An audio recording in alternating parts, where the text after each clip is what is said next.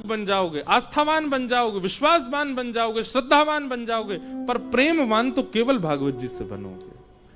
प्रेम का संचार तो भागवत जी करती हैं। भागवत जी की कृपा से ही प्रेम चित्त में आता है।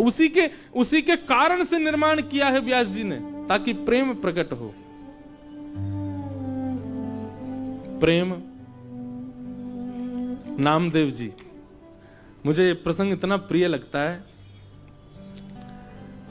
नामदेव जी रोज जाते थे विठ्ठल का दर्शन करने और रोज प्रार्थना करते, मेरी मैया रोज भोजन बनाती है, आप कभी पाने के लिए आओ ना ठाकुर जी।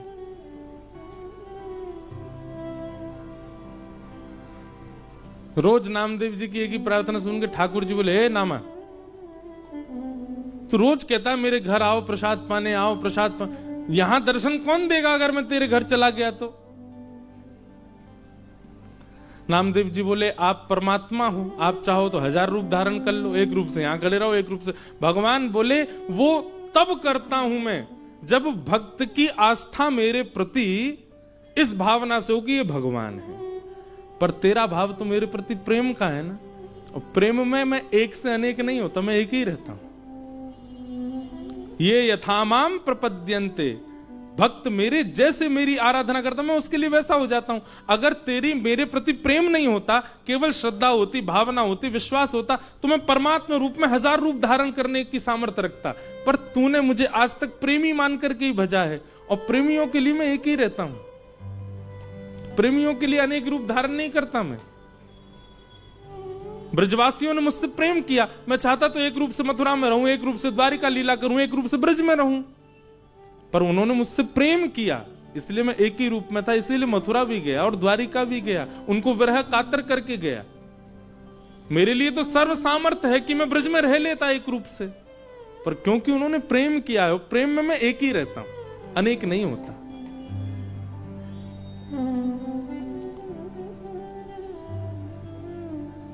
अब तू कहता है रोज मेरे घर प्रसाद पाने आओ, यहां दर्शन कौन देगा फिर?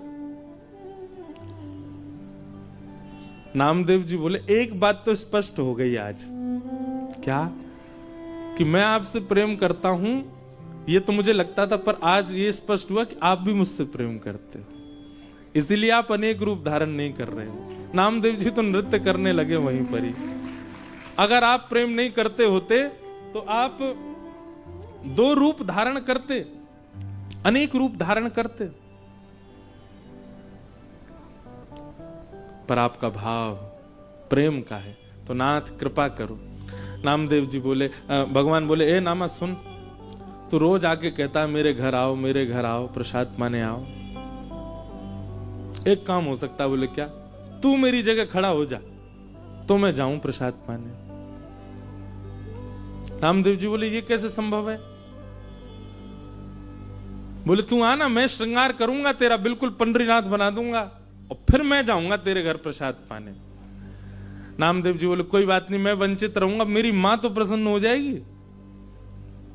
नामदेव जी पंडरीनाथ भगवान की जगह खड़े हो गए। अब भगवान सामने खड़े होकर बता रहे, ऐसे खड़े हो। नामदेव जी ऐसे खड़े हो गए। नेत्र बंद कर लो। बोले कर लिए। ठाकुर जी ने स्पर्श करके बिल्कुल श्याम वर्ण के जैसे ठाकुर जी वैसे बना दिया। अब ठाकुर जी बोले, अब तुम पंडरीनाथ हो गए हो? बोले जी। अब याद रखना, 3:30 बजे सुबह काकड़ा आरती होगी, मंगला आरती, और काकड़ा आरती में ये पुजारी लोग बिल्कुल विचार नहीं करेंगे, ठंडे जल से नवाएंगे, ठिठरना नहीं। उसके बाद तुमको दूध से नवाएंगे, ठिठरना नहीं। नामदेव जी बोले, मुझे नहीं बनना पंडरीनाथ। बोले, नहीं, अब तो तू खड़ा ही रहे यहीं पे, अब तेरे को भी तो पता चले मुझे क्या अनुभव होता है।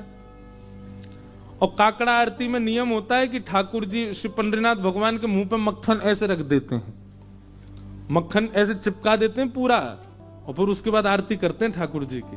कभी जाओ पंढरपुर दर्शन करना मंगला का, काकड़ा आरती बहुत सुंदर होती है। तो ऐसे मक्खन रख देंगे, मन तो होगा तेरा खाने का, पर चाटना नहीं। अगर नेक भी मक्खन खत्म हुआ तो पुजारी बहुत मारेंगे। मैं कुछ नहीं करता, मैं केवल चुपचाप खड़ा रहता हूं। उसके बाद तुम्हारा श्रृंगार होगा, और श्रृंगार के बाद फिर द्वार खोल दिए जाएंगे, सब भक्त आके चरणों में प्रणाम करेंगे। सब भक्त आकर के तुम्हारे चरणों में प्रणाम करेंगे और कुछ भी मांगे देना नहीं, सुन लेना। विधि का विधान, कर्म का विधान सब उनको योग्यता दे देगा। तुम सब पर दया करके कुछ भी मत दे देना, नहीं तो लोग कुछ भी मांग लेंगे। अब खड़े रहो, मैं जा रहा हूं। और अर्धरात्रि में श्री पंडरीनाथ भगवान नामदेव जी के घर गए। द्वार जाकर के खट खोलो। जैसे ही द्वार खोला माने, आहा, बहुत सुंदर एक पद है, मुझे मराठी आती नहीं।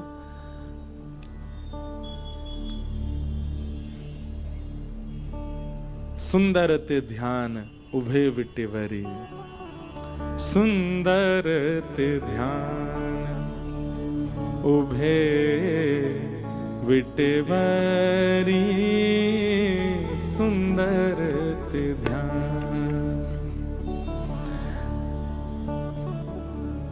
विटेवरी मतलब वीट कहते हैं ईंट को। ईंट के ऊपर ठाकुर जी ऐसे कमर पर हाथ धर के खड़े हैं। कानों में मत्स्याकृत मतलब मत्स्य माने मछली के आकार के कुंडल पहन रखे हैं। सुंदर ठाकुर जी का वपु पीतांबरी पहन करके पुंडलीक की प्रतीक्षा के लिए श्री ठाकुर जी खड़े। कस्तूरी की सुगंध आती रहती है ठाकुर जी के श्री अंग से। जैसे ही द्वार पर पंडरीनाथ भगवान को देखा, नामदेव जी की माता जी तो आनंदित हो गई, चरणों में गिर पड़ी। ठाकुर जी बोले, मैया जल्दी पवाओ, भूख लगी मुझे। ये पुजारी लोग एक ही चीज खवा, पूरन पोली खवाते रहते हैं मुझको रोज, मेरा मन भर गया, आप कुछ और पवाओ। नामदेव जी की माता जी ने सुंदर प्रसाद। नामा कहां चला गया, अभी तक आया नहीं, इतनी देर का गया है। ठाकुर जी बोले, अभी अभी मिलवाने ले चलूंगा नामदेव से, उससे पहले प्रसाद पालो।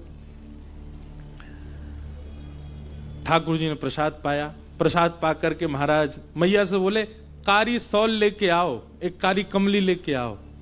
मैया बोली, क्यों? बोले, कोई पहचान जाएगा, मुझे ढक के चलूंगा। और एक कारी सौल ठाकुर जी ने ऐसे सिर के ऊपर से और ऐसे करके ओढ़ी, केवल नेत्र दिख रहे हैं, बाकी पूरे ठाकुर जी ढक गए। और मैया से बोले, चलो मेरे संग। कहां? मंगला आरती हो रही है पंडरीनाथ भगवान की, और ठाकुर जी लाइन में खड़े हैं, जहां कतार में वैष्णव खड़े होते हैं, वहां नामदेव जी की मैया के साथ खड़े। नामदेव जी की मैया बोली, आप तो यहां खड़े हो, आरती किसकी हो रही है? बोले, नामदेव खड़ा है मेरी ओर मेरी जगह नामदेव खड़ा, आज उसकी आरती होगी और मैं उसका दर्शन करूंगा। कितना सुंदर दृश्य है कि भक्त भगवान के स्थान पर खड़ा और ठाकुर जी दर्शन करने जा रहे हैं उसका। भैया, ये आस्था में नहीं हो सकता, ये विश्वास में नहीं हो सकता, ये श्रद्धा में नहीं हो सकता, ये तो केवल प्रेम में हो सकता।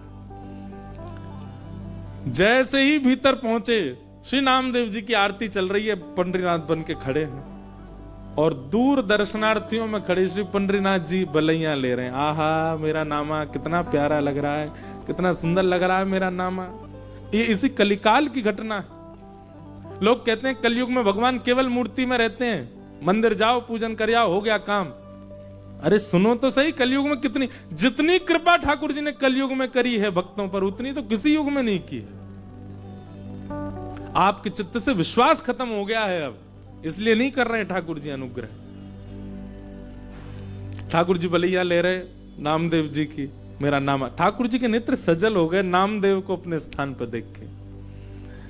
दर्शनार्थी सब दर्शन करने जा रहे थे, सबने प्रणाम किया। जैसे ही ठाकुर जी पहुंचे गर्भगृह में, तो नामदेव जी ने नेत्र खोल के ठाकुर जी को देखा।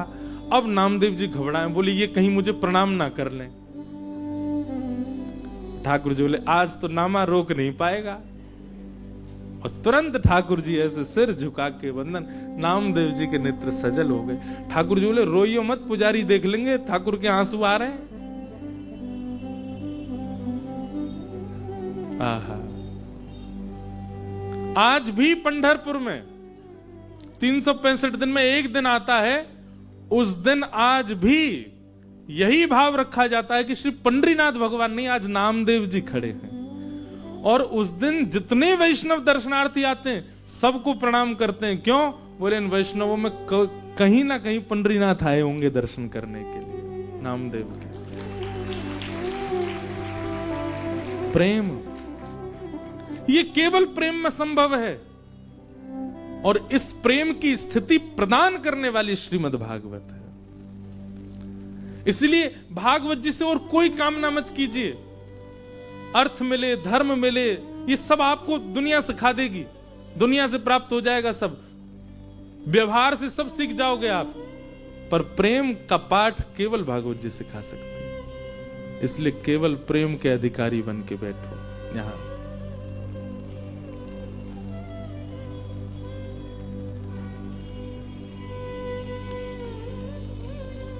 वाह,